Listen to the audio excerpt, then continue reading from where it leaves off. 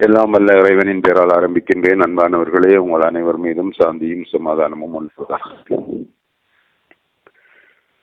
ஒரு கதையொன்றை கூறி இன்றைய நிகழ்ச்சியை ஆரம்பிக்கலாம் என்று நினைக்கின்றேன். இது ஒரு குடும்பத்தின் கதை. இப்படித்தான் இந்த நாட்டின் கதையும்.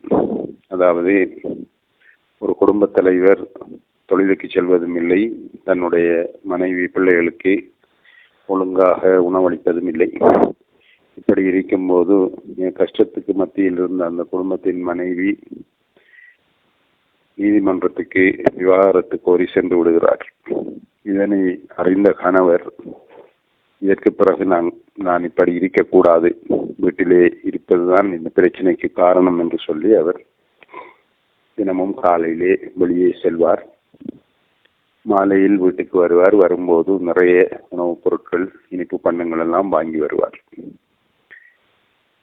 இப்படி சில வாரங்கள் கழிந்து கொண்டிருந்தது. ஒரு நாள் மனைவி திருமண வீட்டுக்கு செல்வதற்காக தன்னுடைய மாலையை அலுமாரியிலிருந்து எடுப்பதற்கு அலுமாரியை திறந்து பார்த்த போது மாலையை காணவில்லை. அதாவது, இவர் அந்த மாலையை களவாடித்தான் தினமும் அவர்களுக்கு உணவளித்துக் கொண்டிருந்திருக்கின்றார். இப்படித்தான் இந்த நாட்டிலும் நிலைமை இருக்கின்றது. எல்லாவற்றையும் வெளிநாடுகளுக்கு விற்று அல்லது களவாடி ஏதாவது ஒன்று செய்து இந்த நாட்டை குட்டிச்சுவராக்கி இருக்கின்றார்கள். இவ்வாறு செய்யாவிட்டால் இந்த நாட்டு மக்கள் குழம்பி விடுவார்கள். அந்த குடும்ப தலைவி நீதிமன்றம் சென்றதை போல எல்லா குடும்பங்களும் நீதிமன்றத்துக்கு சென்றிருக்கும் அல்லது வீதிக்கு இறங்கி ஆர்ப்பாட்டம் செய்திருக்கும். ஆகவேதான் இவர்கள் சத்தம் இல்லாமல் எல்லா விடயத்தையும் முடித்து கொண்டு, அதாவது தொழிற்சாலைகளை வேறு வெளிநாட்டாருக்கு கொடுப்பது, காணிகளை கொடுப்பது, முக்கியமான கட்டடங்களை விட்டது. இதே போன்றுதான் அந்த நுவரெலிய அஞ்சல் நிலையம், அதையும் விற்பதற்கு ஏற்கனவே பிளான் பண்ணப்பட்டது. அவ்வாறு பிளான் பண்ணப்பட்டதை தான் பின்னர் அந்த தபால் நிலைய ஊழியர்களை ஆர்ப்பாட்டம் செய்து முறியடித்தார்கள். இப்படி அதிகமான வளங்கள், அது மட்டுமில்லாமல் கடந்த அரசாங்க காலத்திலே மத்திய வங்கியில் இருந்த தங்க பாலங்களும் அங்கிருந்து எடுத்துச் செல்லப்பட்டு விட்டதாக அறிய கிடைக்கின்றது.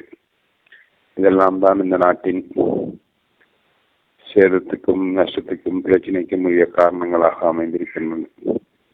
இவ்வாறெல்லாம் செய்யாத அல்லது செய்வதற்கு துணை போகாத ஒரு சக்தி தேவை.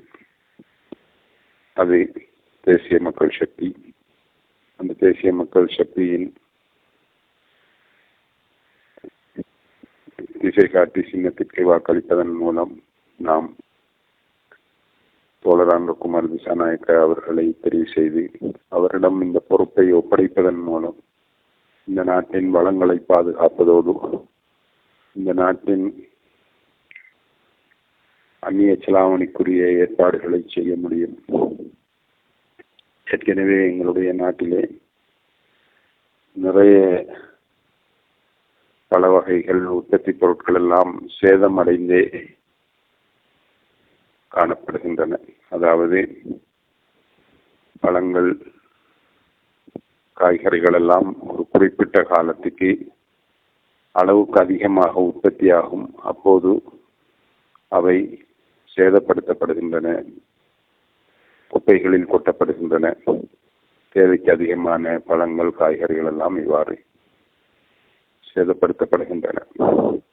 ஆனால் சில நாடுகளில் அவற்றையெல்லாம் பதனிட்டு பாதுகாத்து, உதாரணமாக மலேசியாவிலே எல்லாம் பழங்களை பதனிட்டு விற்பனை செய்கின்றார்கள். ஆஸ்திரேலியாவிலும் அப்படி இருக்கின்றது. அதே விஷயம், அதே பழங்கள் தான் எங்களுடைய நாட்டிலே அழுகி கொட்டப்படுகின்றன. அதே போல் ஈரான் போன்ற நாடுகளிலே மரக்கறிகள், காய்கறிகள் மற்றும் இலை வகைகளை கூட, கறிகளுக்குரிய இலை வகைகளை கூட சேதப்படுத்தாமல் அவற்றை கறியாக டின்களிலே அடைத்து அந்த மக்கள் அந்த காலநிலை மாற்றத்தின் போது ஏற்படுகின்ற மரக்கறி தட்டுப்பாடு போன்ற காலங்களில் அதனை பயன்படுத்துகின்றார்கள். ஆனால் நம்முடைய நாட்டில் மட்டும் முடிந்தால் வெளிநாடுகளில் இருந்து இறக்குமதி செய்வார்கள். இங்கே அவற்றை பாதுகாப்பாக பதப்படுத்த மாட்டார்கள். வெளிநாட்டில் இருந்து இறக்குமதி செய்வதன் மூலம் அதிகமான டாலரை வெளிநாட்டுக்கு கொடுக்க வேண்டியிருக்கும். இப்படி ஒரு தந்தை போல்தான் அரசியல்வாதிகளும் செயல்பட வேண்டும். ஆனால் கடந்த காலங்களில் அவ்வாறு செயல்பட்டது கிடையாது. இப்போது இந்த தேசிய மக்கள் சக்தியை சேர்ந்தவர்களை பற்றி குற்றச்சாட்டுகள் சொல்ல முடியாத காரணத்தினால் என்றோ நடந்ததாக சில சம்பவங்களை கூறுகின்றார்கள். அடுத்தது, இவர்கள் ஒழுங்காக இந்த நாட்டை செய்ய மாட்டார்கள் என்று கூறுகின்றார்கள். இவற்றை வைத்து பார்க்கின்ற போது ஒரு சந்தர்ப்பத்தை தேசிய மக்கள் சக்திக்கு வழங்கி அந்த சந்தர்ப்பத்தின் மூலம் நாம் இந்த நாட்டை சுபிட்சமடைய செய்ய வேண்டும். அதாவது எல்லா அரசியல்வாதிகளுக்கும் ஒரு அச்சம் இருக்கின்றது. இந்த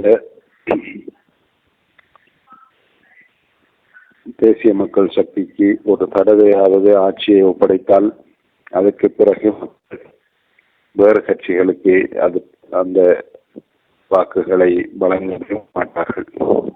ஏனெனில் மக்களுடைய பிரச்சனைகள் பெரும்பாலும் தீர்க்கப்பட்டுவிடும்.